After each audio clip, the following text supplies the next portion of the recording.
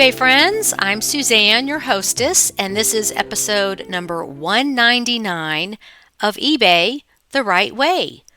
Today's date is January 8th, 2025, and my guest is Laura in Michigan. Announcements. It's been a while since I've given you an update on what's been added to the premium library. I do add new content every single week. The last update was September 2024, so about 3 months ago. Now that we are out of holiday mode and back into work mode, this is the perfect time to take the premium library on a test drive.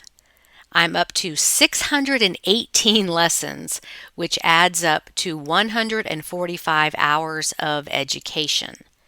And with the premium membership, you also receive unlimited email help desk support directly with me and guaranteed 24-hour turnaround time for answers to your questions, usually much, much faster. So here's a quick summary of what's been added over the last 3 months. I've got a lesson in my online auctions course about how to buy on eBay to resell on eBay. There's all kinds of strategies to snag items that are overlooked or mixed in lots that you can part out and sell separately. So that is definitely a resource that you can use. I've got another jewelry lesson. This is a vintage brand that is also a modern brand, and people often confuse the two.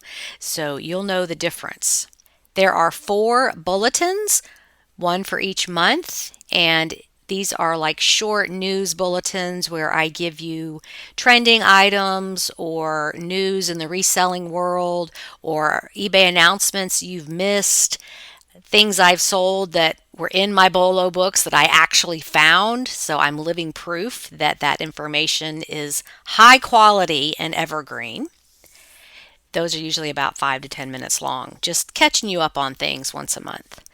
There are some Q&A audios, which is like a podcast. It's just questions from other members and answers, so you can listen as you work. Okay, we've also got a course on Enid Collins handbags. Those are collectible and quite valuable, and you may not know about this brand. I've got a photography update, some things I've changed doing my photography to make the process faster. It's all about saving time and how quickly you can get your listings up, so you might find that helpful. There are a few keyword lessons. These are either trending keywords, or maybe you don't know the definitions to these words, or you don't know what these things are called. And this is crucial to having your listing appear in search so that buyers using these words will find your listings. If you don't have these keywords on your listings, you're not going to come up in search. So that's why vocabulary is very important as an eBay seller. Okay, I've got a brand spotlight on a clothing brand. It's one of those hiding in plain sight. Does not look fancy or expensive at all, but some of these pieces sell for over $100. I've started a course on wigs. There are 2 lessons there. I've been selling wigs for about 4 years, and they're fun and easy, and there's so many different ones. They don't take up much space. I've never had one returned, and they can sell for over $100.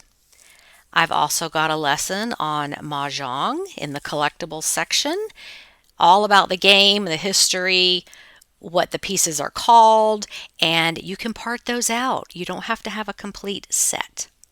So that's a quick summary of what I've added. Again, there's new content every single week, and I am here for you as your help desk. So the link to the premium library is below the podcast, and you can always download the table of contents to see an outline of all of the content. So let's make 2025 the best year on eBay yet. Now let's chat with Laura. Hello, listeners. Welcome back and Happy New Year. I have Laura with us today, who is a frequent poster on the Money Making Mondays. And how are you doing on this cold morning?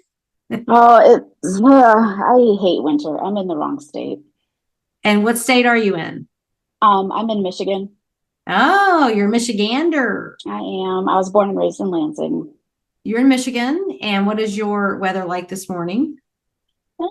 Just the other day, we got about 3 inches of snow, and currently it's 20 degrees. Oh, excellent. Okay, it is 43 here in South Carolina. So, and That's better. that's cold for us. Yeah. So, anyway, okay. Well, welcome to the show. Thank you for agreeing to come on. And if Oh, you thank you want for to having give a me. little recap of what brought you to eBay and when that was. Yeah. So I started eBay originally back in 2008, but I had some issues with my account. So I stopped for a while, and then I picked it up again more fervently in 2017. And the reason I did that is because my mom was downsizing. We have a family home from the 1920s, and being in the attic is just an absolute treasure trove. And Oh, I bet. yeah, we my family didn't have many kids, so everybody that passed away, all the stuff went to the family home, and it just piled up and piled up. And when my mom decided she wanted to take a few years to downsize, we decided that I could use the money from selling things and give a little bit back to her, but also help me pay my bills. Uh-huh. And so I started that also because in 2016, I was married to a man who had cystic fibrosis, and he got a double lung transplant in December of 2019 and had many complications after that. So we pretty much lived in the hospital, and it was very difficult for me to work. And so eBay was able to kind of help me make ends meet. And also, my therapist said it was really good. It was what do you call it? A necessary distraction. Welcome. Yes, a welcome distraction of something Yeah. positive and interesting away from the Yeah. sickness and being a caregiver. That's hard. Oh yeah, and it completely burned me out.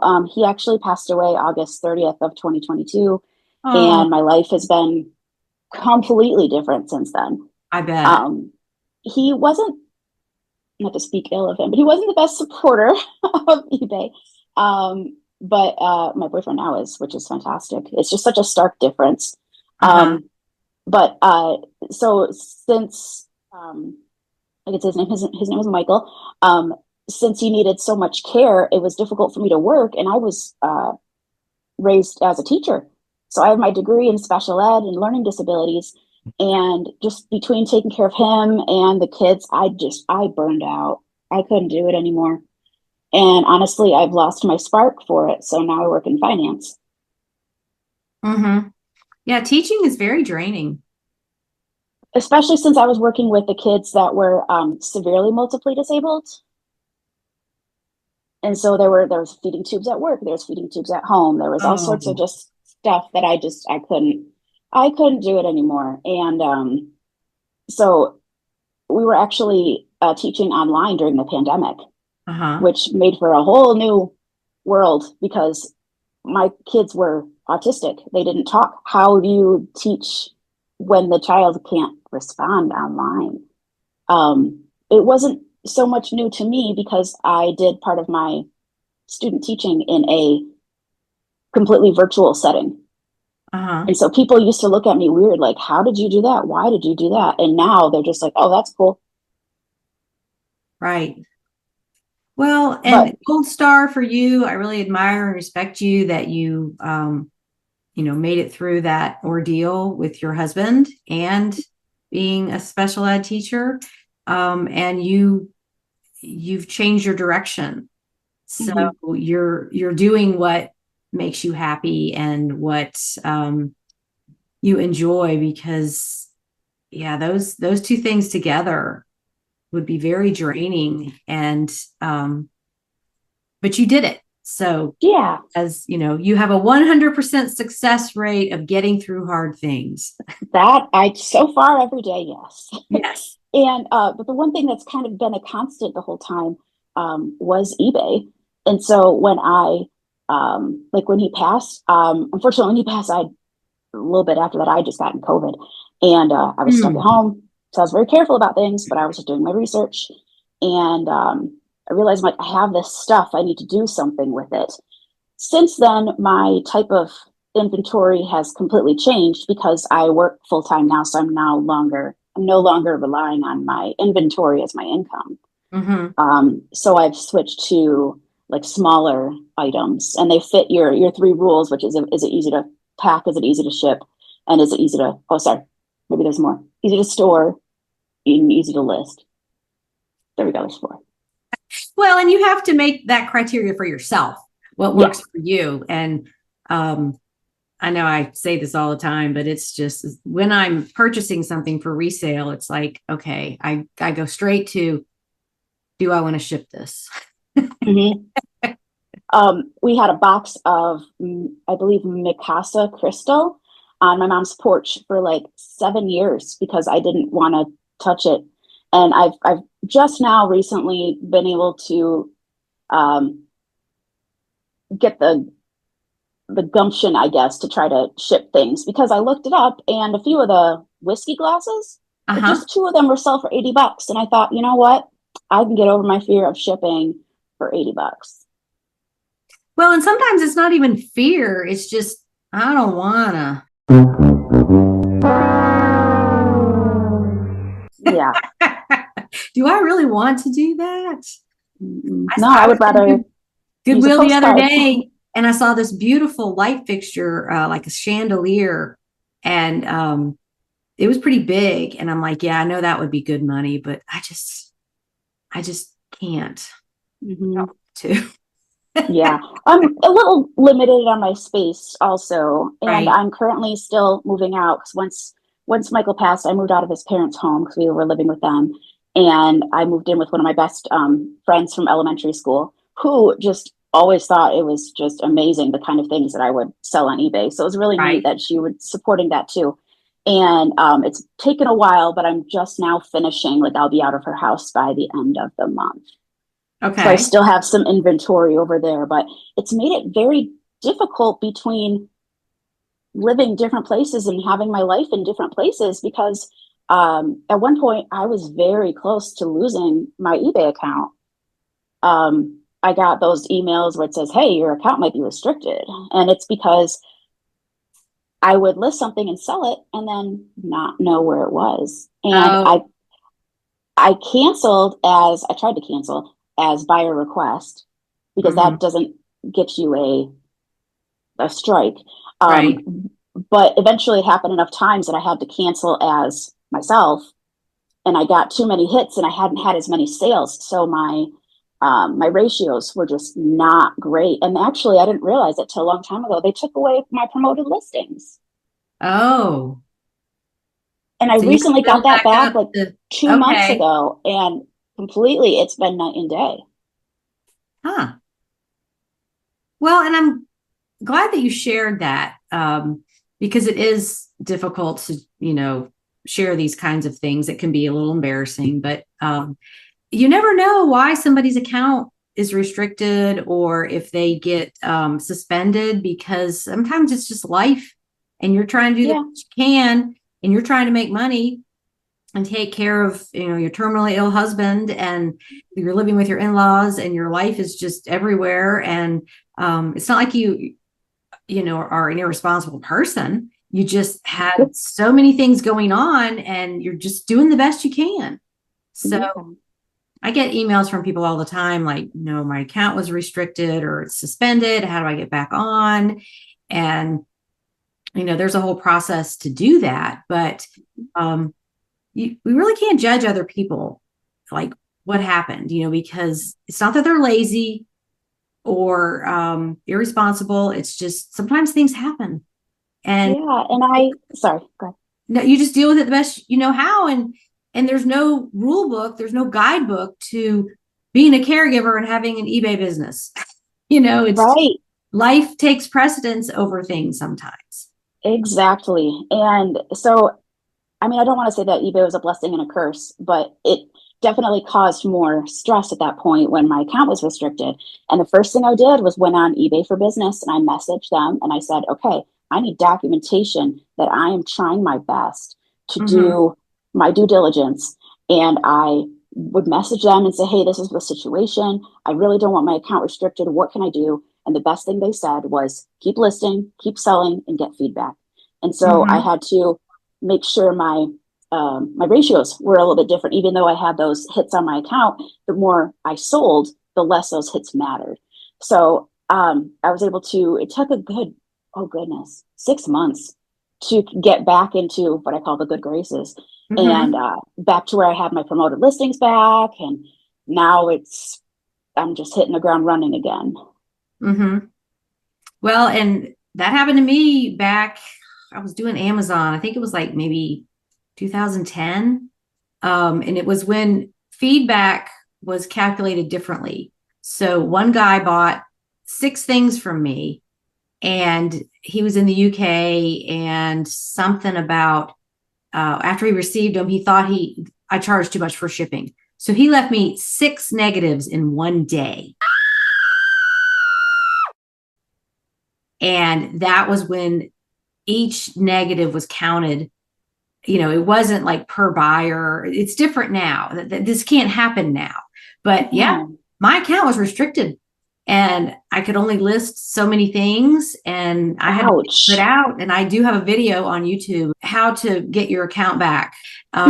It was all the things I figured out to do, such as whatever your selling limit is, keep that many items listed, list the maximum you can, keep listing every day.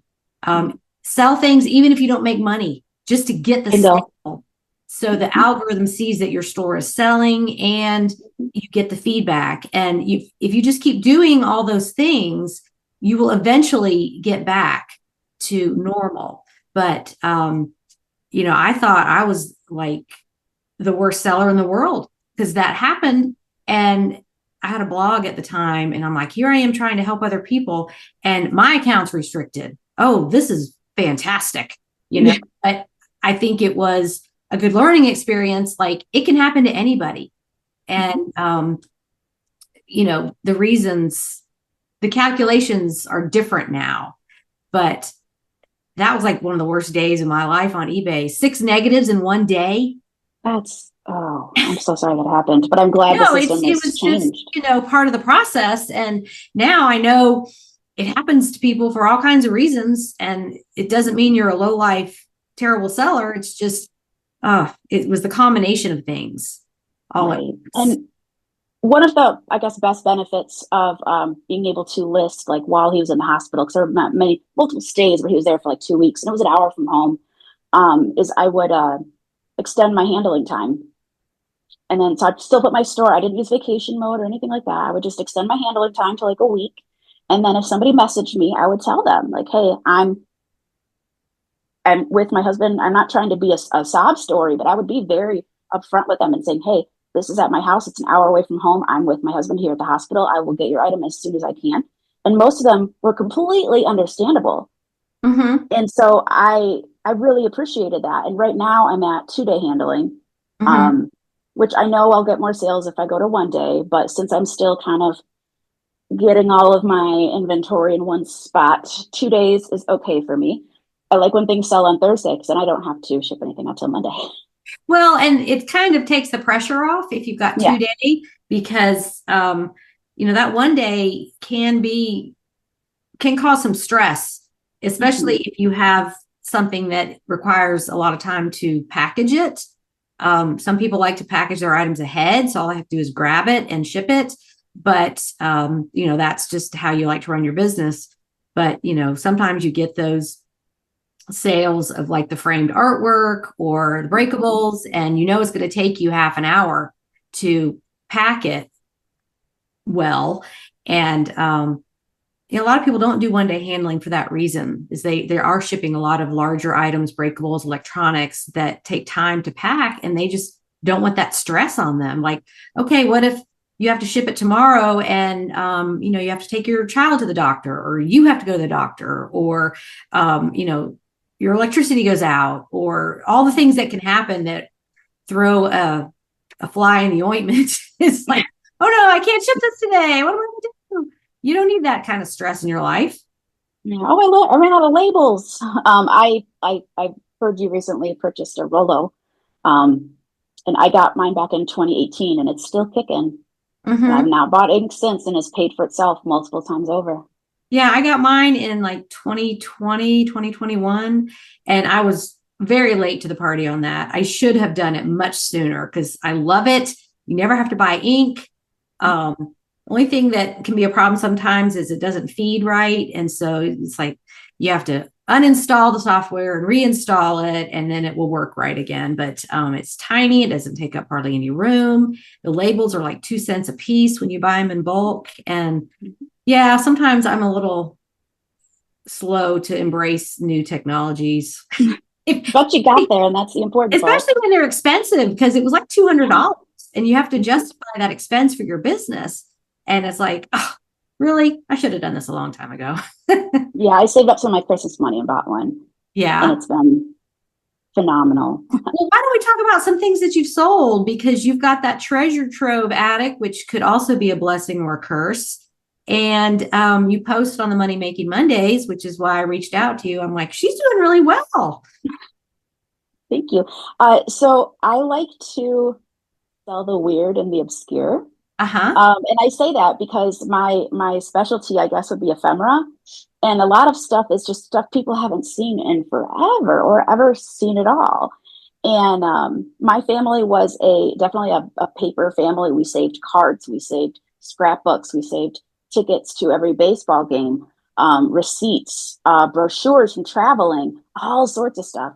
And so they kept they were in boxes in the attic. And eventually my mom would go up and get one and bring it downstairs and take out what she wanted, like the family photos she wanted to keep. And then she would just give the rest to me. And I've definitely found some gems. My highest sale was actually a John Dillinger wanted poster from the 1930s. And it was just part of a newspaper clipping. Yeah. Yeah. It was in her scrapbook. Well, I want to know how much your mom would charge for me to come over and go and like Unfortunately, we just got her into a not assisted living, but her own individual apartment with other people her age. And we just moved her in August. So we're still finding things here and there, but we're done treasure hunting in the attic for now. Well, I sort of joke, but not really, because I have done that for people. They're like, hey, can you help me go through this? And then you can take some things to sell. And I think that's so yeah, they just need help with the sorting process. I feel like in my future, I'm going to do like a American tour of Suzanne going through your death pile. Just like rent an RV. We could do a whole travel series. Yeah, rent an RV and just drive around to all these stops that I have planned ahead and be like, okay, I'm here for the day. Let's go through your stuff. I've always thought it would be so neat to have an RV. And if you do it right, you can ship from, wherever you're kind of going out of and just travel around the country to all these little like mom and pop shops or yard sales. And then just list as you go and sell as you go. And if you just focus on the small things, which is what I do, how liberating would that be? Or you just do, you do the small things and you do free shipping. So you don't have to figure out the calculate. It's going to be based on where you are and where the buyer is. So if you just do smalls with free shipping, then no matter where you ship it from, it'll work. Yeah. And with the Rolo being so small, all you need is, you're a plug and a generator, and then you're all set. Yeah. I've talked to sellers who do that. They're working out of an RV and they just do smalls. And there was a lady who was a truck driver and she did it out of her truck. And, that cab behind the truck, there's a lot of room back there. You can set up whatever you want now with satellite internet. You can figure it out. And there's another lady, Gail, who is in the group, and she lives on a boat half the year. Okay. and she's doing it from her boat. Oh, wow. In this age of technology, you can figure out how to do it from anywhere. Oh, yeah. If I could list from a hospital ICU room, then anybody can do it. And I remember saying that in your group multiple times.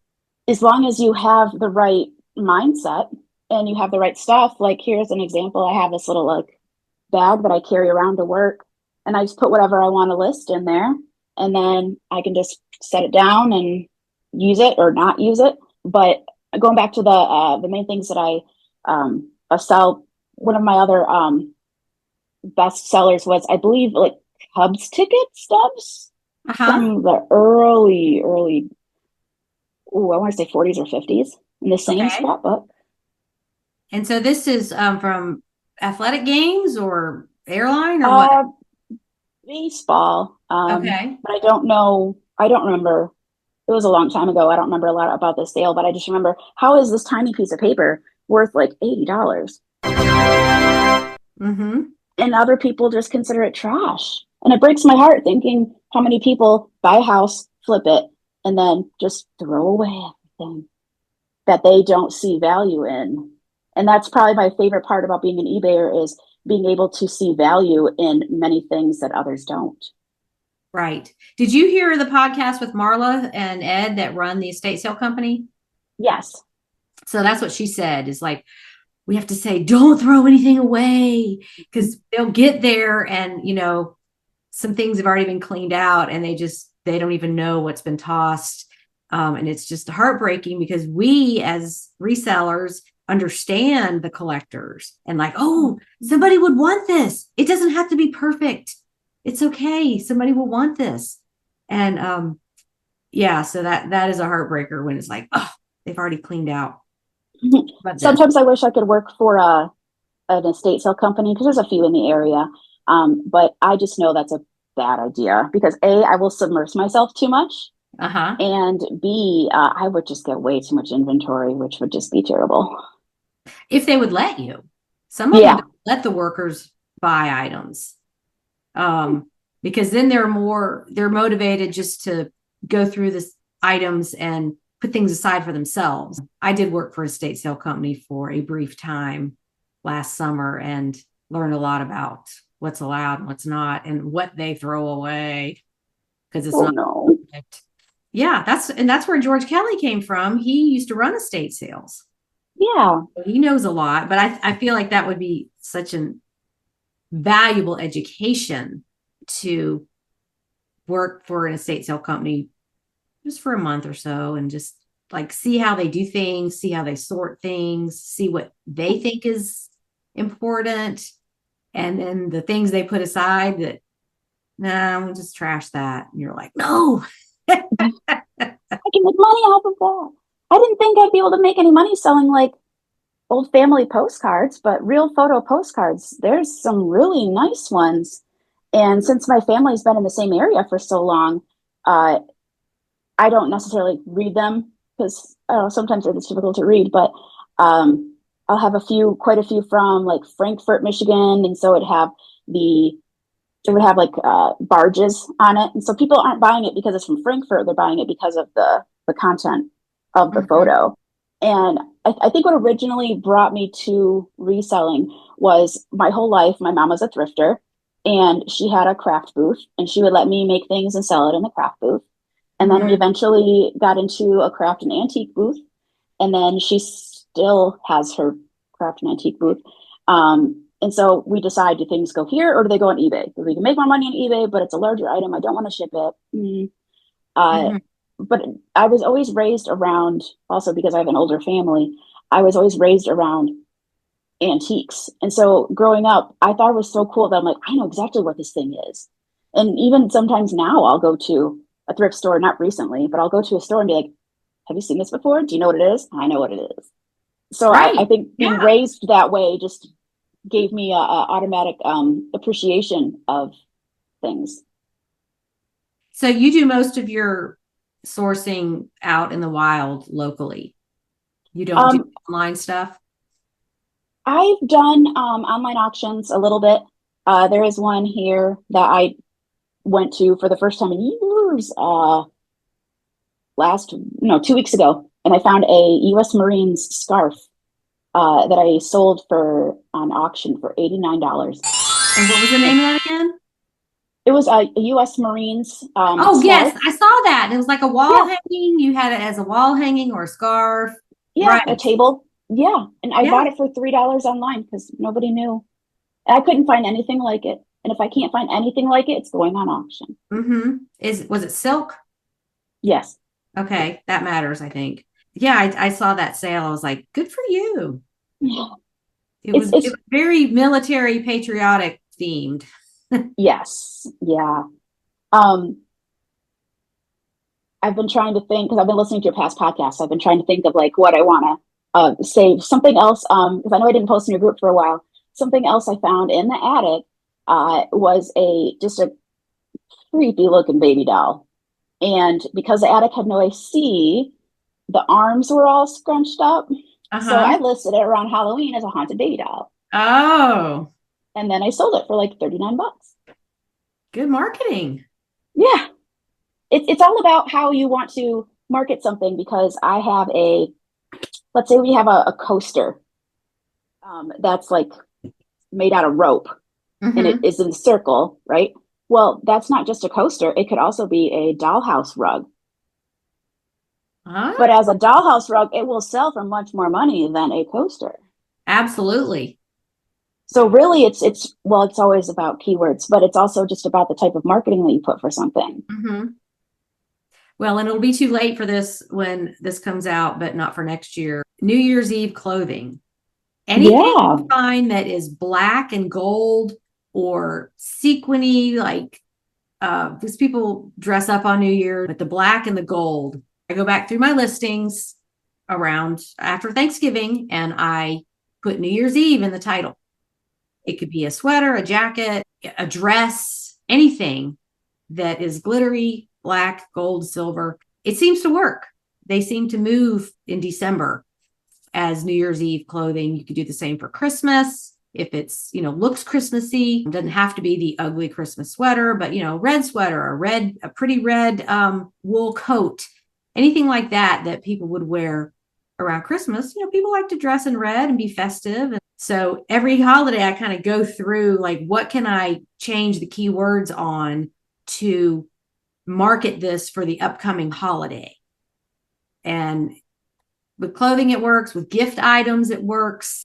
I sold a Woolrich blanket. It was the buffalo plaid. It was new in the package. It sold in like 45 minutes. And that was Wow. just this week, mid-December. And I just know it was going to be a gift because it just looked like something that would go in somebody's lodge or cabin or camping or just, how people change their decor around Christmas and they change everything red. Yeah. Anyway, yeah, that one sold really fast. So, just for the listeners, think about what you have that could relate to the upcoming holiday. You got to think in advance, so 6 to 8 weeks in advance, so that people have time to find it and buy it and receive it to use it for whatever that holiday is. So that's why holiday sales all year long. I've sold Easter stuff in the fall just because people collect certain things or they have a theme or Christmas ornaments when they're either putting up the tree or taking it down and their favorite one breaks, they buy a new one. Yep. I know. I think I've heard you say a few times, eBay knows no seasons. Right. Yeah. If you have it Right listed. around, yeah, right around Halloween, I tend to go into some of my uh like toy listings, and then I'll Mm-hmm. put stocking stuffer Mm-hmm.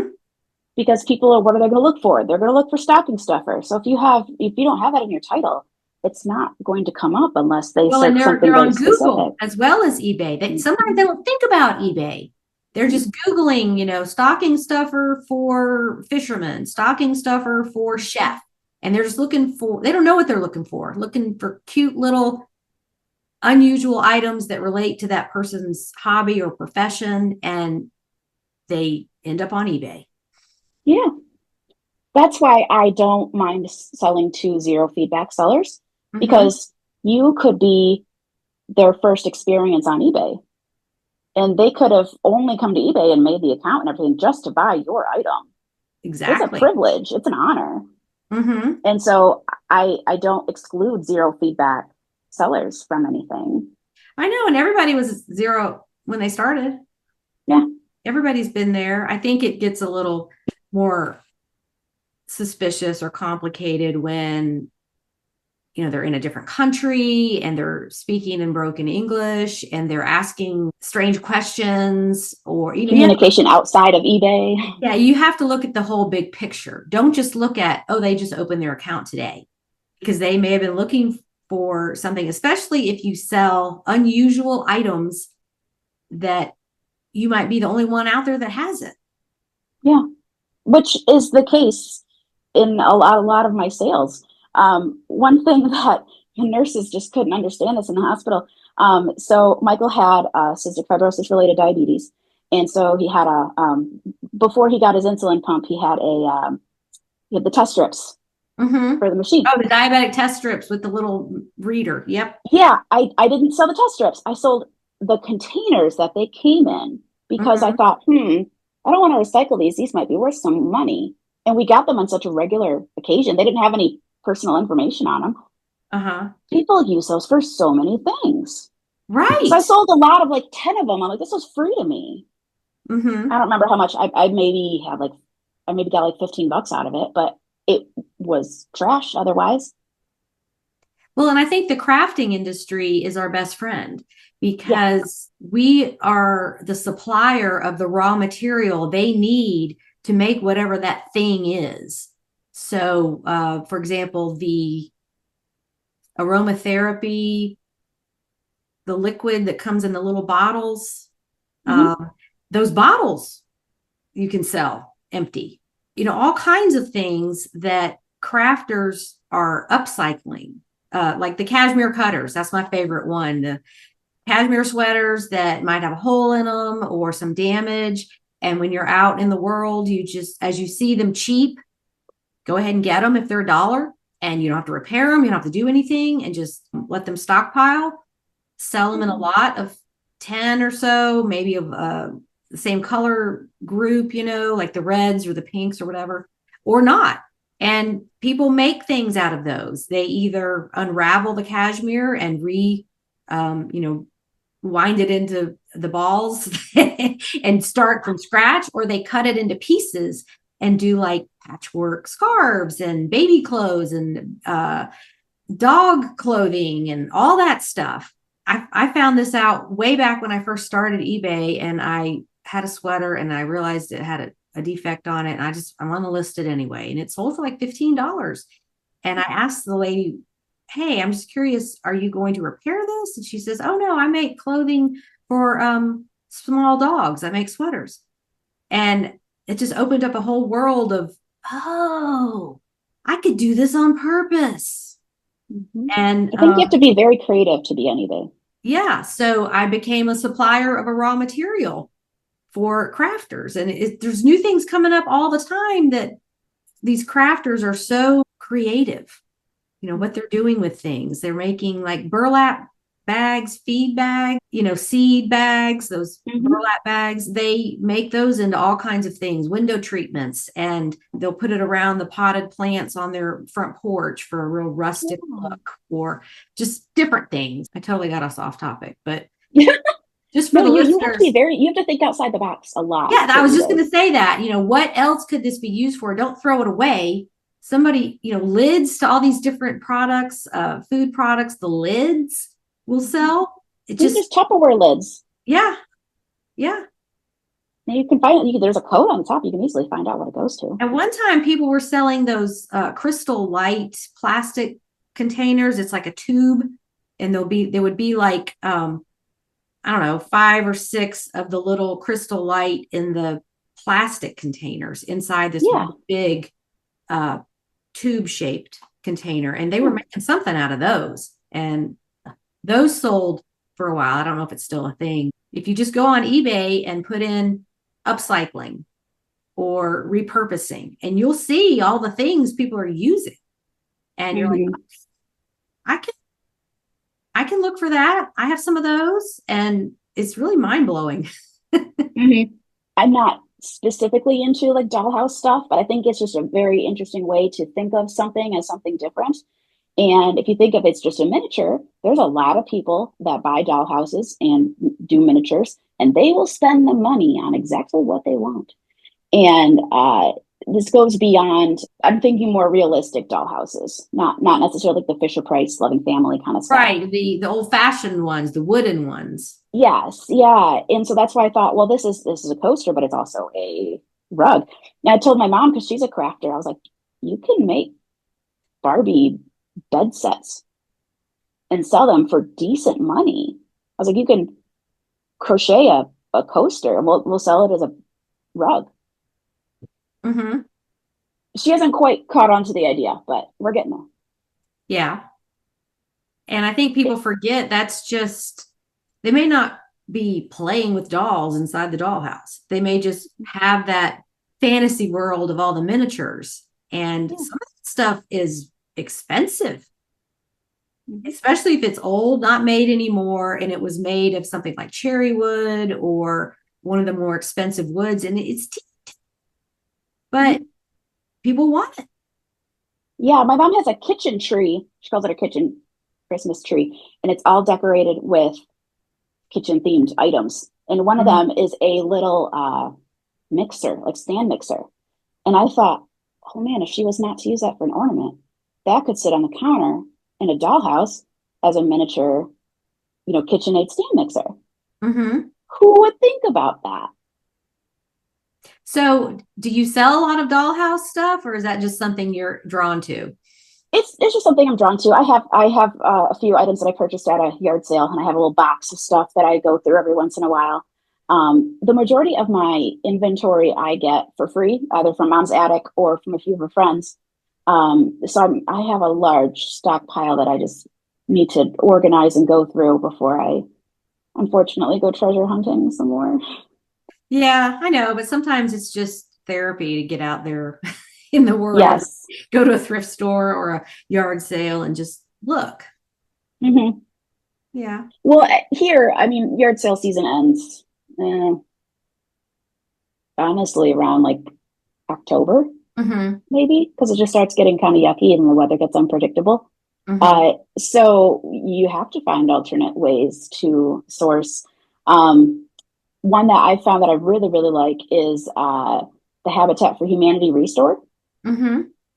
A lot of them just get things from people who are just moving or demolished a house, or it's just I think it's an untapped resource that a lot of people don't consider.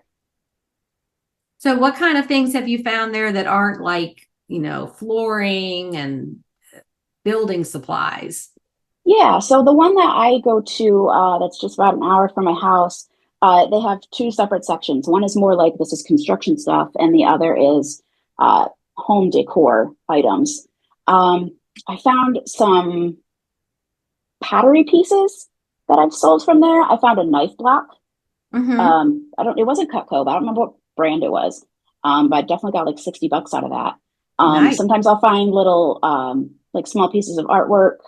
I find a lot of flatware there. I love selling flatware. And it's mostly, kitchen related items, I guess, or home decor. Uh, but a lot of people don't know it's there. So they automatically go to a St. Vincent's or a Goodwill or Salvation Army, which are the main ones we have in our area. And sometimes they have, really good stuff and sometimes not so great. But I like to go to the obscure places that I think somebody won't. Like, I'll make my own honey hole, I suppose. Hmm. Right. Well, and the Habitat for Humanity, we've got a couple here, and I have checked them out. I just hadn't found anything yet. It Hmm. all depends on what's donated too, but Yeah. they'll have things like cabinet hardware, uh, Hmm. light bulbs, like obscure, weird size light bulbs, things in the package. I like that. Things that are still Yeah. in the package. And I have sold some light bulbs, but I think I you found some casters for a metal like tray, and I okay. thought I can sell those. Yeah. Sometimes I'll look at the old tools. If I see a wooden handle, I'll kind of, Google image search and see what's going on. Mhm. I have found some hardware, like ceramic drawer pulls, Mm-hmm.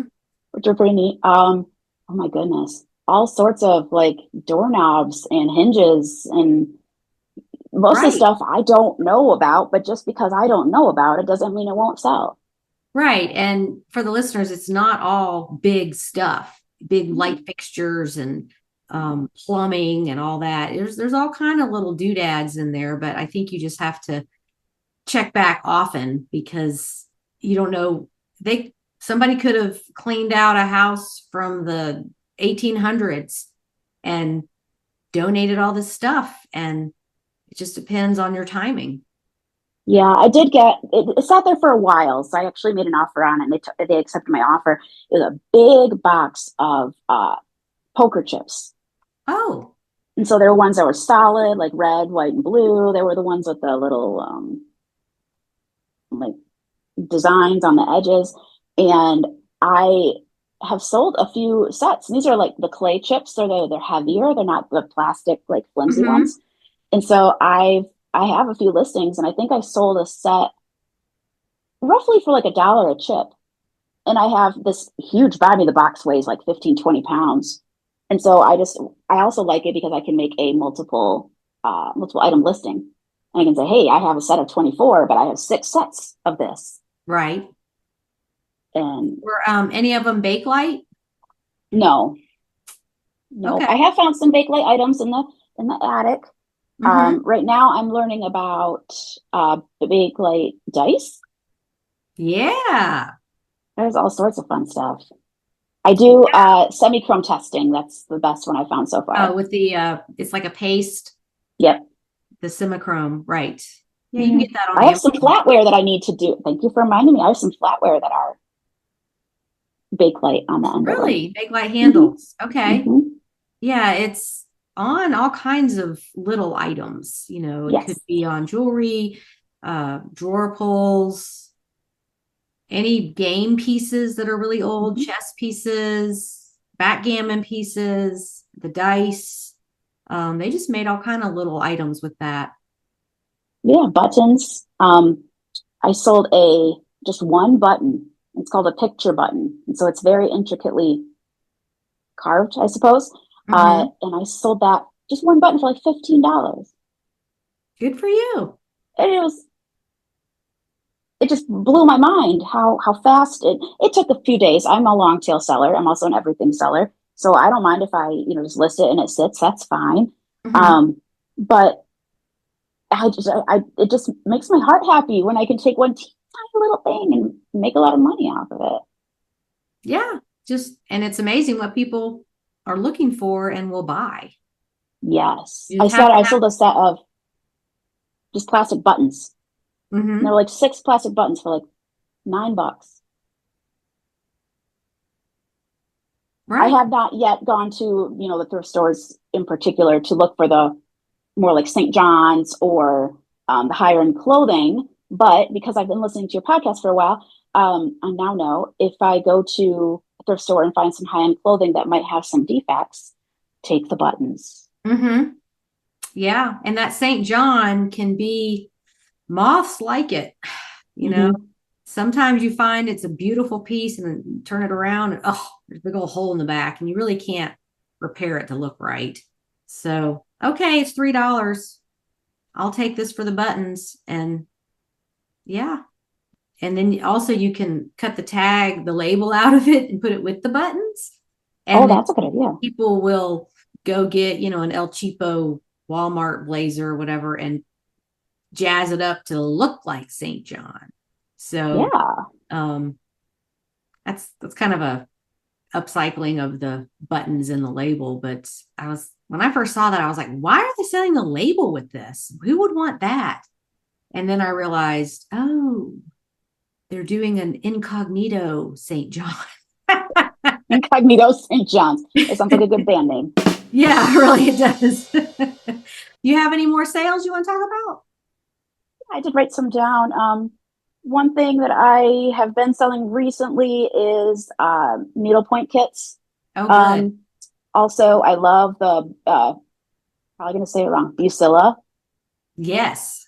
Those I love those, and growing up, my grandma made every single stocking every single year. She had the tree skirt, she had everything. And unfortunately, when she moved into a retirement home, all that stuff just got thrown away. And now Oh, it breaks my heart thinking of how much cool stuff the trash. And I have found a few finished stockings out in the wild at estate sales. They're very easy to, find. But one of my mom's older friends that also passed away had everything cat you can possibly think of. So now I have this big banker's box full of needlepoint kits, and one of them sold. It was only like $12. It sold within like 2 hours. One of them sitting there. It's a cruel kit, and it has 15 watchers. Raise the price. That's a good idea. Yeah. Raise the price and they'll get a notification that the price has changed. And that kind of creates a sense of urgency. Like, okay, you're watching this. Are you going to do anything about it? Because is it going to go up more? Price is going exactly. The price is going up. Go up more. I would have thought of lowering it, but not necessarily making it higher. It's really on mind games. I know. And then so if you lower it, they'll wait for it to go lower. That's true. But I mean, they may be like, oh, good, I can afford it now. But raising the price kind of is like, it's like when the gas price goes up. Everybody rushes out to get gas before it goes up anymore. Yeah. These situations where it's like a big increase. Oh, yeah. I do that with if I know I'm going to put my store on like a 25 or 30% sale, I'll increase my prices so that I still get the price I want afterwards. Right. Yeah. And that's really all it is. It's just mind games. Well, it's like retail. In a good way. Yeah. Everything's always on sale at Kohl's at some point. If you just wait a few weeks, it'll be on sale. No one should ever pay full price for anything at Kohl's, because if you can just be patient, it'll be on sale 2 or 3 weeks. Of course, my downfall is I shop at Costco for almost everything. Yeah. Okay. It's probably my favorite store. And it's just me and my boyfriend, my boyfriend and I, but we like the clothes and we'll get, some of the food and stuff, but it's not really a place where maybe I like it because it's not really a place I can go and source. I don't really think about eBay when I'm in there. Yeah, that's a good point. It's just kind of you walk in the store and then your thoughts go away because you're in this big warehouse. And I know that I'm not going to find anything for eBay in there, so I don't have to look. I can just do my grocery shopping. That's a good point. Yeah. But I'm pretty sure most of us eBayers, we don't want to pay full price for anything. Now that we've been out in the world at thrift stores and estate sales, and it's like we know what we can get items for. I just absolutely cannot pay full price for anything. I won't. I'll find a sweater that I like, and then I'll go on eBay and be like, okay, I can either buy this from a big store or I can buy this from a small business. And I get the same thing. Yeah. I want to support the small business. I do the same thing. I get all my Bath and Body Works products that I love, like the lotions and the shower stuff. I go on eBay. And a lot of them are super cheap and they will take offers. So, and they have things that are hard to find because that business model, Bath and Body Works, is like all about changing scents, new stuff, new scents for spring. And like sometimes you want the old ones that you have used for years and they don't make them anymore. Them and Yankee Candle do that a lot with continuing. And it's like, no, I want the old and established. I don't want the new and improved, because a lot of times the new one does not smell the same. Or it's not as potent when you burn it. Right. Exactly. Yeah. Just recently I was looking up, I was just being nostalgic, and I found a Victoria's Secret So Sexy shampoo that I used in like high school. It's $125 a bottle now. Yeah. My goodness. I can't justify $125 for a shampoo, but if I had some. Well, it's, some people, as we say, got more money than sense, I guess. But, if it's important to them, it doesn't have to be important to you to be the provider of the item. It's important to them. I can't tell you how many times I've gotten communication from a buyer who bought a discontinued scent of something. And they're like, oh, this was my mom's favorite. You know, she's 80 years old. She's in a nursing home. This will just brighten her day. You know, maybe she can't see it. Maybe she can't speak because she's had a stroke, but she could smell it and make her feel good. And did you see on the group, somebody sold a bottle of Gee, your hair smells terrific shampoo? You are too young to know this. That was a big thing in the 80s. And they had all these commercials about, gee, your hair smells terrific. And it was in this purplish pink bottle. And somebody sold that for $125. That's nuts. When I go to estate sales, the first place I go is the bathroom. That's excellent. Good for you. Mm-hmm. And nobody else goes in there because they're too busy in the books or the records or the silverware, wherever else. And the china and the cookie jars. And I want the linens in the cupboard, and I want the old towels. And the old all that. And like Mark Sherrill in Ohio, he sells all those old products and just the boxes sometimes of products from the 70s and 80s, and people collect that. So, well, they use them as props too. Yeah, absolutely. Yeah, I sold one, oh gosh, right when I started out, I sold a the pool cubes, or pool cues, the chalk, the blue chalk that goes on the end of it. Yeah. I sold it to the set of Young Sheldon. Okay. Yeah. I'm not going to find the episode where this is, but my goodness, that's cool that they bought it. I bet somebody listening is going to be like, oh, I saw that one. You know, people who love their shows know all the episodes. Oh, yeah. Yeah. And I know people that have sold, like a lamp to Mad Men and that kind of stuff. And what a marketing ploy for those places, because they're getting guaranteed watchers. Absolutely. Yeah. Good for you. So sometimes I'll put prop in my title. But really, you don't have to, because these people that seek out props, they're not putting that in the title. They're just looking for what they need, vintage, gee, your hair smells terrific shampoo. And they know it's going to be a prop, but I feel like, if you don't have room left in your title, you don't need to use that word. That's true. Yeah. You could use it for something else.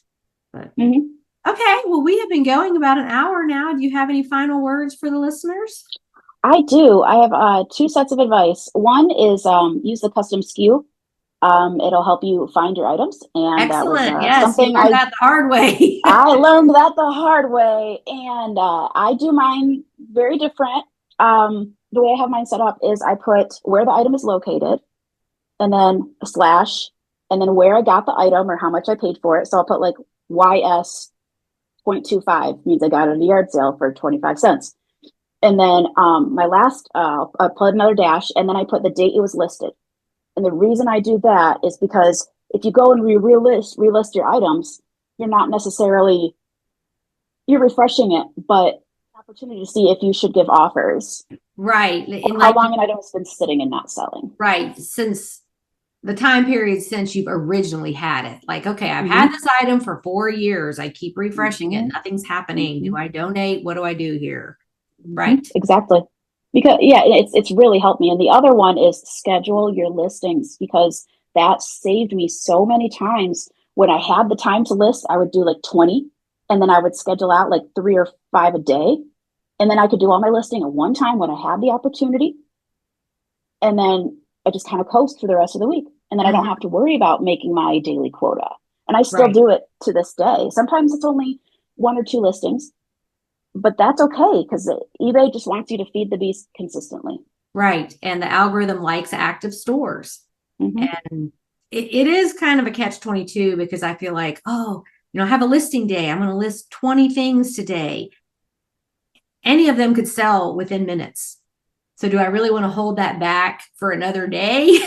Yeah, that's difficult to figure out. Yeah. Which thing do you want to do? Get the quick sale, or, massage the algorithm?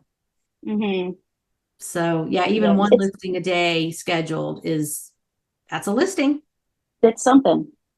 I do utilize drafts quite a bit. I'm so excited about listing this item. I want to get it up there because it could sell right away. And I don't want to wait 3 more days to have it go up, So yeah, I don't usually like to schedule them out too far. because Right. then I'm making the items sit, and I don't want to do that. Right. Yeah. Okay. Well, thanks again for coming on and sharing your story with us. You were really brave to tell us some of those things. So I No, applaud thank you. you. It's an honor. Thank you for having me. Oh, great. And so we'll look for some more of your cool mom's attic sales on the Yeah. Facebook group. So my eBay store is Mom, look what I found. And I did that because it's something that somebody can remember. You don't have to worry about spelling it wrong. And that's exactly what I did is I'd go up in the attic, I'd bring something down, or I'd be in the thrift store and I'll say, "Hey Mom, look what I found." So that had to be the name. That's very clever. I love that. So the listeners can go take a look at what you've got. Yeah, that'd be great. All right. Well, enjoy your day and stay warm. Oh, you too. Okay. Bye. Bye. Okay, on to parting words. The video I referred to on YouTube is titled How to Recover from Below Standard. And as I shared with you, I've been there and done that.